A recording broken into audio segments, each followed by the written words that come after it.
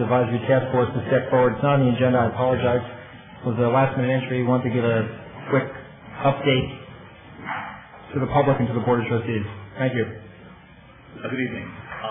Again, my name is Allison Brown, and tonight I'm representing the task force for the Old Stone House.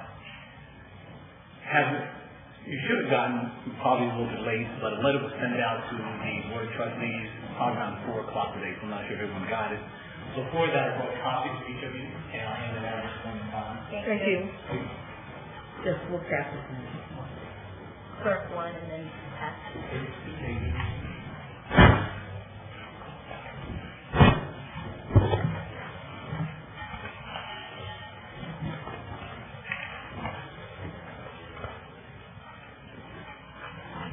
You want me to, I can read it, or just let you take a look at it? Why don't you it's pretty read short. it to the record? Okay. Yeah, it's not that long. Why don't you read it? It's very short.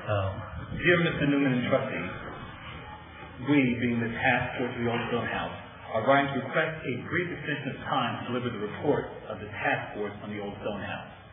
This report is due on October 23rd, 2007. We request a 1-month extension. The report is already in written draft form. However, we have discovered after a meeting with David Abramson that some vital information is needed to accurately complete our report. No harm will occur to either the village or the Stone House in this 1-month delay. The reason for this request is as follows. On Wednesday, October 17, 2007, the task force met with David Abramson, AIA. He is the architect retained by the South Orange Historic and Preservation Society to do the preservation plan in 1999, and retained by the village to advise and manage the current stabilization work, which resulted from a grant by the New Jersey Historic Trust to the Society. The stabilization project is now being managed by the village. Work has resumed on stabilization. We have requested Mr. Abramson's presence early on, but this was the first opportunity that scheduling allowed. Essentially, he brought us up to date on both the current stabilization work and the need for a structural engineer to determine how much work will be required to the structure itself to ensure that it can actually be rehabilitated. Mr. Abramson's opinion is that before moving forward with any recommendations to the trustees regarding plans to rehabilitate the house and for what future uses, we obtained a modified update on the condition of the property. He offered to call on 2 structural engineer colleagues with whom he has worked in the past, merely to obtain an estimate for what such an option would cost. Mr. Abramson was unable to provide an accurate estimate on the spot. He intends to consult with a structural engineer that specializes in historic properties in order to provide the requested information.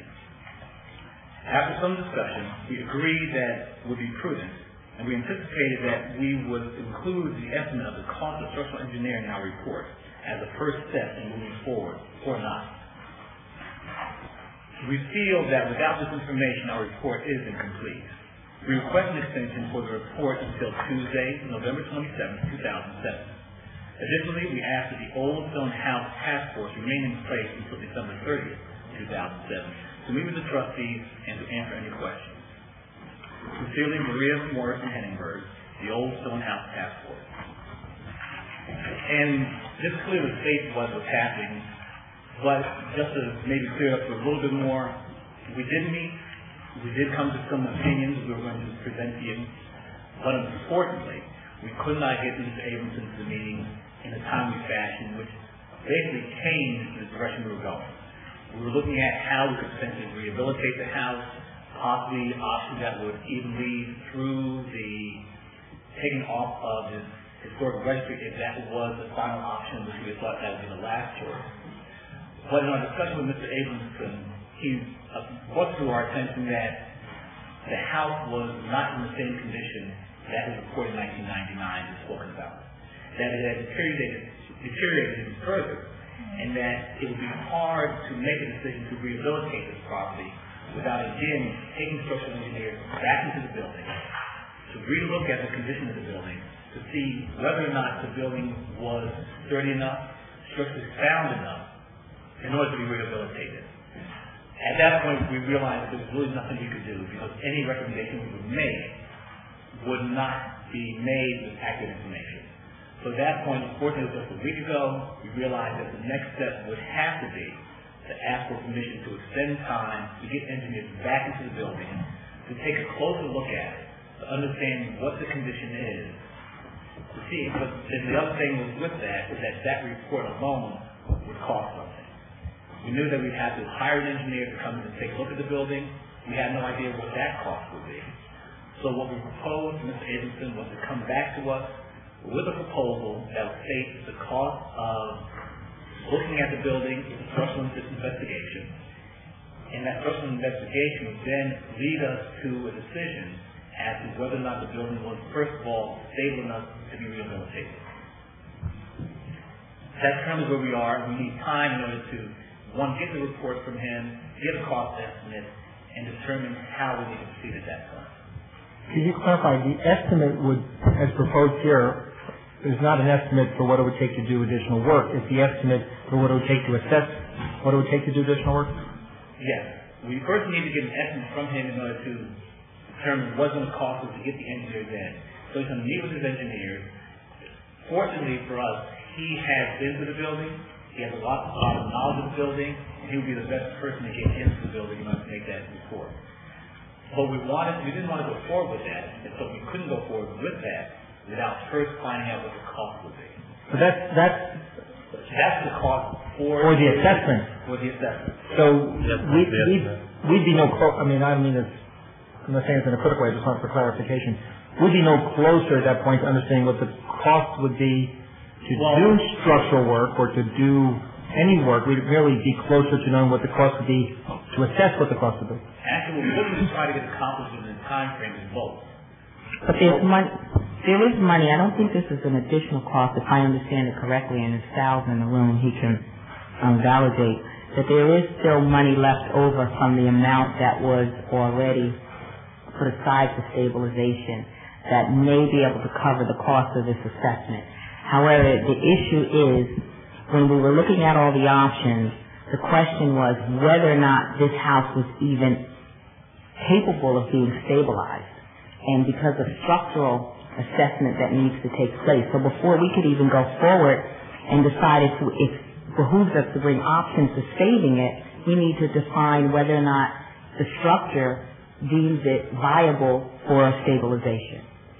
Now, I'm further confused because I thought we were paying, as we speak now, to do stabilization work, and are we possibly throwing money into a solution that may not even stabilize the project? So the stabilization that's being paid for at this point is for to keep it from decaying anymore. The building has been neglected, and so in order to stop the neglect and put a stake in the ground and keep it from doing that, we're putting tarp over it or stabilization in that format. But there's a phase 2 that even says, has this house been structurally damaged? Can we save it? That's the question that's still up in the air. Can we even save it? Apparently, when the monies were first given for stabilization, at that point in time, the house was in, I don't want to say good repair, but in better condition than it is currently today. 12 years ago. At that point in time, stabilization did not take place. The roof was not put on, a lot of work was not done. In the interim, the house has continued to deteriorate, unfortunately at a very accelerated pace. So at this point, the stabilization that's taking place is re-roofing it, or at least putting a roof to try to keep as much of the weather out, to try to minimize the deterioration. And at this point, what we need to do is go in and take an evaluation of where the building is today. Let me ask you this.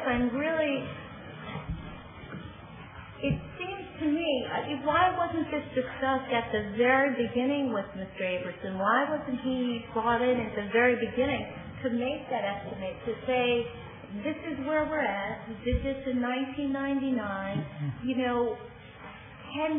should we move ahead? Is it worthwhile? Can we even save this building? Why are we, I feel like we're at the 11th hour and you're coming to me to say, and I'm not worried. The money issue does concern me, but as Trustee Jennings says, there's money there that I'm not concerned. But what concerns me is we have given you X number of days to complete this project. And here we are at the 11th hour, and you're saying, well, just 30 more days so that we can have him come in and really have his engineers take a look at the building. It seems to me that that would have been something done up front. I know that there have been attempts to get Mr. Abrams in there.